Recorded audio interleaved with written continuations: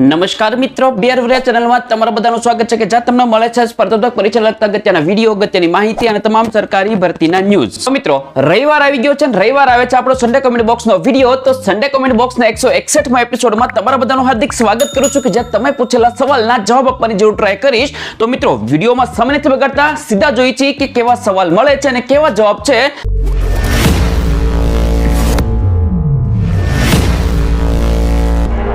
તો પેલો સવાલ છે એ રાજેન્દ્રસિંહ કોસામિયા લખે છે કે sir please answer me, Gujarati subject 157 TAT secondary open caste છે તો ગવર્મેન્ટમાં વારો આવે કે નહીં, and government school, model school and EMRS સ્કૂલનો મતલબ શું થાય અને એન્ડ શેમાં લેવાય સર.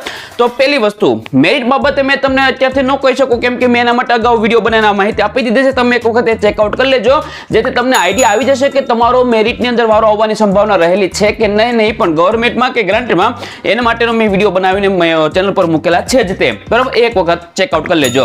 અને રહી વાત તમારી બીજી, તો કે હવે જે સ્કૂલોની વાત કરી છે, ગવર્મેન્ટ સ્કૂલ છે, મોડલ સ્કૂલ છે અને EMRS ની RMSA સ્કૂલ, તો આ ત્રણેય સ્કૂલો છે ગવર્મેન્ટ માન્ય છે, પ્યોર ગવર્મેન્ટ છે, એમાં કોઈ ઇશ્યુ હોતો નથી. બધેમાં સરકાર નિયમ લાગુ પડતા હોય જ છે અને ત્રણેય સરકારી જ છે. એટલે એવું નહીં સમજતા કે RMSA માં લેશો તો અમને પ્રોબ્લેમ થશે, મોડલમાં લેશો તો અમને પ્રોબ્લેમ થશે, ગવર્મેન્ટમાં જશો તો ફૂલ્લી ગવર્મેન્ટ કહેવાશે. ના, આ ત્રણ શાળાઓ છે ફૂલ્લી ગવર્મેન્ટ ટાઈપ જ હોય છે, એમાં કોઈ જ ઇશ્યુ હોતો નથી. ત્રણ ફૂલ્લી ગવર્મેન્ટ જ છે. એટલે જેથી તમે જેમાં બી લેશો, તમને ખ્યાલ હશે લાસ્ટ જ્યારે ભરતી હતી 2021 ની ભરતી, ત્યારે સ્પેશિયલ આના માટે એક સૂચના મૂકવામાં આવી હતી વેબસાઇટ ઉપર કે કોઈ પણ શાળા તમે સિલેક્ટ કરશો તો એ ત્રણ શાળાઓ છે સરકારી શાળાઓ છે. તો એ પ્રકારે આ શાળાઓ છે સરકારી શાળાઓ છે, એમાં કોઈ ઇશ્યુ હોતો નથી. ત્યારબાદ આગળનો સવાલ છે અજય રાઠોડ લખે છે કે સર મેં જે ડોક્યુમેન્ટ DV ટાઈમ અપલોડ નહોતું કર્યું એ વાંધા અરજીમાં જોડી દીધું છે, મારા માર્ક્સમાં ચેન્જ આવતા હતા, તો મારી અરજી કેન્સલ ના થાય ને, કેમ કે એ ટાઈમે એ પર્સન્ટેજ વાળું ડોક્યુમેન્ટ અપલોડ નહોતું કર્યું. વાંધા અરજી આવે છે શેના માટે, તો તમને બધાને ખ્યાલ જ છે. તો વાંધા અરજી એટલા માટે જ આવતી હોય છે કે જેમાં કોઈ કદાચ ભૂલ રહી ગઈ છે, કોઈ ક્ષતિ રહી ગઈ છે, કોઈ ભૂલ થઈ છે, કાંઈ પણ એવું છે તો એને તમે સુધાર કરી શકો અને ફરીવાર તમારું જ્યારે એના આધારે પછી જે આગળનું મેરિટ લિસ્ટ આવતું હોય છે તો એ સુધરીને આવે. એટલે આ બાબતમાં તમારે કોઈ જ ચિંતા કરવા જેવી જરૂર છે નહીં. ત્યારબાદ આગળનો સવાલ છે દર્શન પરમાર લખે છે કે નમસ્કાર સાહેબ, ટાટ હાયર સેકન્ડરી સરકારી અને ટાટ હાયર સેકન્ડરી ગ્રાન્ટેડની ભરતી કરશે ને કે વચ્ચે ટાટ સેકન્ડરીની સરકારી શાળાની કરશે? ક્રમિક મુજબ પેલા ટાટ HS ની સરકારી અને ગ્રાન્ટેડની ભરતી થાય ને? જવાબ આપવા વિનંતી. તો ભરતીની પ્રક્રિયા છે, ભરતીની પ્રોસેસ છે એ ગયા વર્ષે એટલે કે ગયા વખતે લાસ્ટ ભરતીમાં જે રીતની પ્રોસેસ થઈ હતી સેમ એવી જ પ્રોસેસ આ ભરતીમાં પણ થશે. મતલબ કે પેલા બંને સરકારી ત્યારબાદ બંને ગ્રાન્ટેડ, એ રીતની ભરતીની પ્રોસેસ થવાની શક્યતા પૂરેપૂરી રહેલી છે. ત્યારબાદ આગળનો સવાલ છે રાવલ મનુ લખે છે કે સર 1 થી 8 નો મેરિટ એનાલિસિસ નો વિડીયો ક્યારે બનાવવાનો છો? તો આના માટે આઈ એમ સોરી, બધા મિત્રોની માફી માંગવા માંગુ છું કેમ કે મેં ઘણા સમય પહેલા કીધું હતું કે હું વિડીયો બનાવીને આપવાનો છું જ, તે તમને ચેનલ પર મળી જશે, પણ એ વિડીયો બની શક્યો છે જ નહીં. બનવાનો સંભાવના અત્યારે હાલ પૂરતી મને દેખાતી નથી કેમ કે વચ્ચે મેં તમને જ્યારે વાત કરી હતી કે તમારો આ વિડીયો બનાવીને હું આપી દઈશ, તો એટલા સમયમાં તો વિડીયો બની શક્યો હતો જ નહીં કેમ કે ઘણા બધા એવા અંગત કામ અને ઓફિશિયલ કામ આવી ગયા હતા જેને કારણે સમય રહેતો હતો નહીં. અને હાલ પણ સમય સિચ્યુએશન એવી જ છે કે બોર્ડની એક્ઝામ રહેલી છે, બોર્ડના પેપર તપાસવાના ઓર્ડર ફાટ આવી ગયેલા છે, તો આ બધાની અંદર છે કમસે કમ 15-17 માર્ચ સુધી કોઈ ખાસ એવી જેને કહેવાય ને નવરાશનો સમય ખાસ રહેતો છે નહીં. એટલે એ વિડીયો બનાવવાની સંભાવના બહુ ઓછી રહેલી છે. એટલે આવવાની શક્યતાઓ અત્યારે હાલ પૂરતી એમ કહું કે હવે 1 થી 8 નો મેરિટ એનાલિસિસનો વિડીયો તમને છે આપવાની કોશિશ કરવાનો છું નહીં. હા, ઇન કેસ કોઈ એવી પોસિબિલિટી બની અને બનશે વિડીયો તો આપી દઈશ, પણ શ્યોરિટી સાથે હું તમને હવે કહી શકતો નથી કે આવશે જ તે, એટલે બહુ રાહ જોવાની જરૂર છે નહીં. ત્યારબાદ આગળનો સવાલ છે કૃપાબા મોરી લખે છે કે ટાટ સેકન્ડરીમાં જૂના શિક્ષકોની ભરતીથી કેટેગરી વાઇઝ રોસ્ટર આવે તેમાં જગ્યા ઘટશે એવું હોય કંઈક? કોઈક કહે છે કે માઇનોર ફેરફાર થઈ શકે, કદાચ કેટેગરીમાં જગ્યા ઘટે, એ સાચું છે?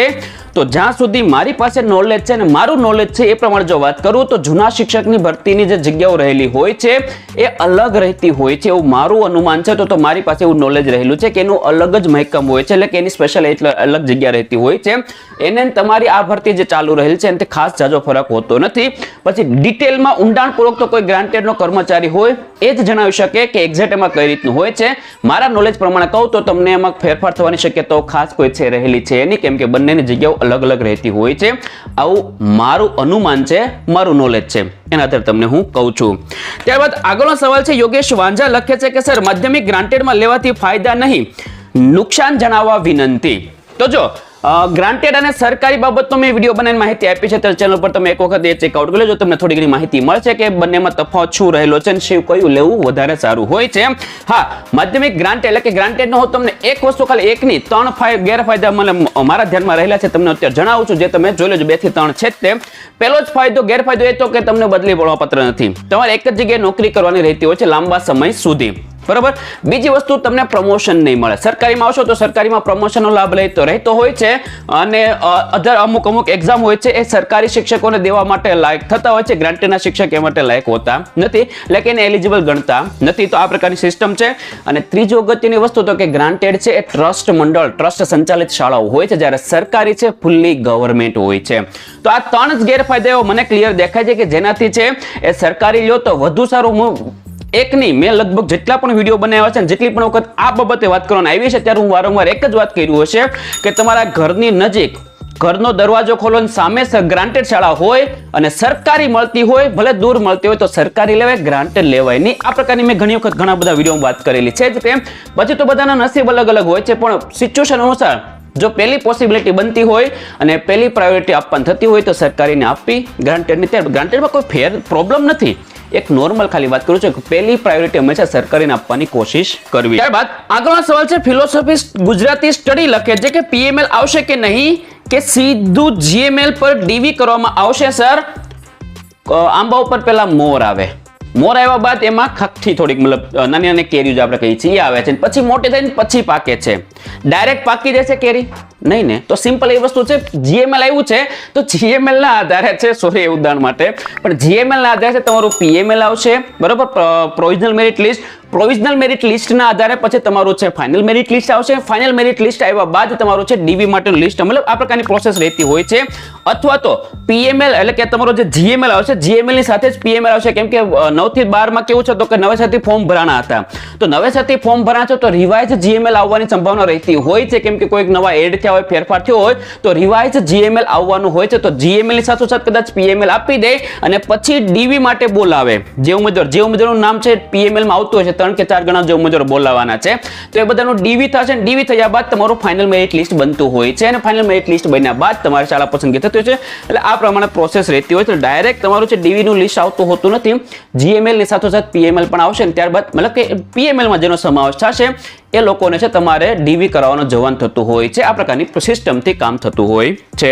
ત્યારબાદ આગળનો સવાલ છે, પટેલ હર્ષ લખે છે કે કઈ રીતે ખબર પડે કે એફએમએલ માં આટલા જ ઉમેદવાર લેવા, તેમાં તો 6 to 8 માં પણ હોય, તો 1 થી 5 નું કેવી રીતે ખબર પડે કે મેરિટ આટલું જ હશે? જો ઘણી વખત એવું બનતું હોય છે, તમારી જેટલી જગ્યાઓ રહેલી છે, દાખલા તરીકે કે 6 થી 8 માં વાત કરીએ તો કે ગણિતમાં તમારી જગ્યા છે 500 છે ઉદાહરણ તરીકે, તો 500 ની સામે છે કદાચ એવું બની શકે કે 500 ની સામે 600 કે 700 ઉમેદવાર સુધી છે ફાઇનલ મેરિટ લિસ્ટ બનાવતા હોય છે, જેથી આગળના કદાચ કોઈ ઉમેદવારો રહી જાય અથવા તો લે નહીં કોઈ બી સિચ્યુએશન અનુસાર, તો પાછળના ઉમેદવારને વારો આવવાની શક્યતા રહે. તો એક્ઝેક્ટ 500 ની જગ્યા સામે 500 જ એફએમએલ નો બને કોઈ દિવસ. એટલે જેટલી જગ્યા છે એટલા જ ઉમેદવારોનું લિસ્ટ ક્યારે બનતું હોતું નથી, એનાથી વધારે જ બનતું હોય છે, કેમ કે આગળ પાછળ વધઘટ થતી હોય છે. કોઈ ઉમેદવાર બીજી નોકરીમાં જતો હોય છે, 1 થી 5 વાળો બી હોય છે, તમે જે કીધું એ મુજબ. તો આ પ્રમાણે છે એફએમએલ એટલે કે ફાઇનલ મેરિટ લિસ્ટ બનતું હોય છે, અને પછી તમારી પસંદગીની પ્રોસેસ થતી હોય છે. ત્યારબાદ આગળનો સવાલ છે, આ એજ્યુકેશન લખે છે 491 કે 9 થી 12 ની ભરતીમાં જગ્યા વધારો થશે કે નહીં, એપ્રિલમાં ભરતી પ્રક્રિયા પૂર્ણ કરે તો ત્યારે જ હાજર કરી શકે કે કેમ?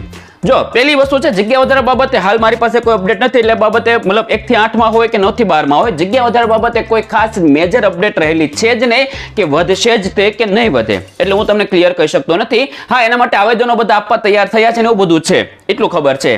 પણ જગ્યા વધશે કે નહીં એ તમને હું ક્લિયર કહી શકું નહીં. બીજી વાત તો કે ભરતી પ્રક્રિયા છે પૂર્ણ કરે એપ્રિલમાં, તો ત્યારે જ હાજર કરી શકે કે કેમ?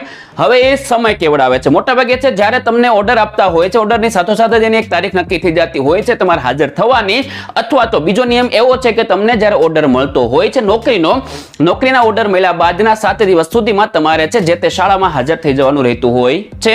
પણ લાસ્ટ ભરતીથી એવું થાય છે કે તમને એક તારીખ આપવામાં આવે છે કે આ તારીખ સુધીમાં, એટલે કે આ તારીખે જ બધા એક સાથે હાજર થવું રાખવું, જેથી સિનિયોરિટી બાબતનો કોઈ ખાસ પ્રશ્ન ઉદ્ભવે નહીં. એટલે પોસિબિલિટી તો એવી સમજો કે જો એપ્રિલ મહિનામાં જ એને ભરતી પ્રક્રિયા પૂરી કરવી હશે તો તમને એપ્રિલમાં જ એ લોકો હાજર કરી દેશે. અને આમે મે મહિનામાં તમારું છે એ વેકેશન પડે છે, બરોબર, 4 મે કે 3 મે કેમ કે સમથિંગ લાસ્ટ ડે છે, તો એ તારીખ આસપાસમાં જ મતલબ મે મહિના તો એપ્રિલ મહિનામાં ભરતી પ્રક્રિયા પૂરી કરવી હોય તો તમને સ્કૂલમાં હાજર કરવામાં કોઈ ઇશ્યુ હોતો નથી, તમને હાજર પણ કરી દે અને તરત જ તમારી પાસે વેકેશન પડતું હોય છે. તો આ પ્રકારના રહેતું હોય છે. ત્યારબાદ આગળનો સવાલ છે, રાજેશ દરજી લખે છે કે ક્રમિક ભરતી પ્રક્રિયા પાટે ચડી છે, વિદ્યા સહાયકને જૂનથી નવા સત્રે હાજર કરી શકે. હવે ભરતી પ્રક્રિયા પાટે તો ચડી છે, એમાં કોઈ જ ના નથી. ધીમે ધીમે સ્ટેપ બાય સ્ટેપ હવે થોડું કામ ચાલ્યું છે, આગળ ચાલ્યું છે. આચાર્યનું પૂરું થયું છે, જૂના શિક્ષકનું ઓલમોસ્ટ પૂરું થયું છે. અને ત્યારબાદ આવતા સમયમાં એટલે કે આ માર્ચની શરૂઆતમાં તમારે ડીબી માટેનું લિસ્ટ સરકારી ઉચ્ચતર હોય કે ગ્રાન્ટેડ ઉચ્ચતર હોય કે માધ્યમિક હોય એ બધાની લિસ્ટ આવી જવાની છે. ધીમે ધીમે પાટે ચડી છે જ તે, પણ વિદ્યા સહાયક બાબતે હું તમને હાલ ન કહી શકું કે જૂનથી નવા સત્રથી એ વિદ્યા સહાયકના ઉમેદવારોને હાજર કરી શકે કે નહીં. એ બાબતે કોઈ તમને શ્યોરિટી સાથે કહેશે જ નહીં કે હાજર કરશે કે નહીં કરે, બરોબર. એટલે એ બાબતે મેં તમને હમણાં જ કીધું મુજબ કોઈ ખાસ શ્યોર ન્યૂઝ નથી. એક તો જો જગ્યા વધારવાના કોઈ ખાસ ન્યૂઝ નથી અને હાજર ક્યારે કરી શકે છે એના કોઈ ન્યૂઝ હોતા નથી, કેમ કે એનું ફિક્સ નથી હોતું. અને કદાચ ફિક્સ હોય તો એ પણ કોઈ પણ કારણસર એ જગ્યાએ સમયમાં ફેરફાર થતો હોય છે, તો આવું પોસિબિલિટી બનતી હોય છે. એટલા માટે તમને કોઈ ફિક્સ કહી શકે નહીં.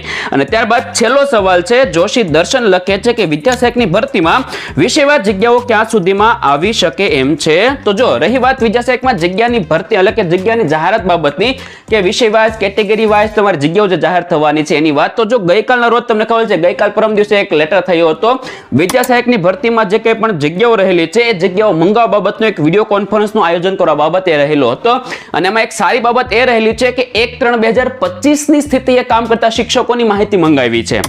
એવું નહીં કે અગાઉનું 1/3/2025 ની સ્થિતિએ કામ કરતા શિક્ષકો જે ખાલી જગ્યા રહેલી છે કામ કરતા શિક્ષકો છે એની માહિતી મંગાવીને 4/3/2025 સુધીમાં સહીવાળી PDF તમારે મોકલવાની છે જે તે ઈમેલ ઉપર. એવી સૂચના છે એ શાસન અધિકારી, પ્રાથમિક શિક્ષણ અધિકારી, જિલ્લા શિક્ષણ સમિતિ એ લોકોને મોકલી દેવામાં આવેલી છે સૂચના. તો એના આધારે તમે સમજી શકો. ગઈકાલના રોજ એ જગ્યાઓ કઈ રીતે એને એડ કરવાની છે, બતાવવાની છે, એના માટેનું વિડીયો કોન્ફરન્સનું પણ આયોજન કરવામાં આવેલું હતું. તો આ બધાના આધારે જોવા જઈએ તો એની પણ જગ્યાઓ હવે ટૂંક સમયમાં છે તૈયાર થઈને, એટલે કે આવતીકાલે 4 તારીખે બધી જગ્યાઓ એની છે જે તે બધા જિલ્લાની સંકલન થઈને ગાંધીનગર પહોંચશે.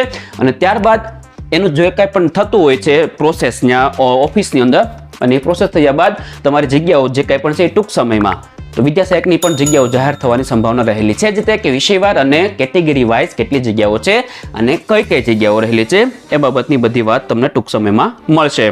તો બસ મિત્રો, આજ બધા સવાલ હતા આપણા આજના વિડીયોની અંદર. આશા રાખું છું કે સવાલ થકી જવાબ મળી ગયા હશે, અને છતાં બી કોઈ સવાલ રહી જતો હોય તો નીચે કોમેન્ટ કરી શકો છો, જવાબ આપવાની જરૂર ટ્રાય કરીશ. અને મિત્રો વિડીયો સારો લાગ્યો હોય તો વિડીયોને લાઈક કરી દેજો, બીજા મિત્રો સુધી માહિતી પહોંચવા માટે વિડીયોને શેર જરૂર કરી દેજો. અને આવી જ માહિતી માટે, આવા જ કન્ટેન્ટ માટે મારી ચેનલ સબસ્ક્રાઇબ કરવાનું ભૂલતા નહીં. અને નીચે મિત્રો ટેલિગ્રામ ચેનલ લિંક આપેલી છે, ટેલિગ્રામમાં પણ જોડાઈ દેજો, ત્યાં પણ નાની નાની અપડેટ આપતો રહેતો હોઉં છું એટલા માટે. તો બસ મિત્રો, ત્યાં સુધી આવજો, ધન્યવાદ.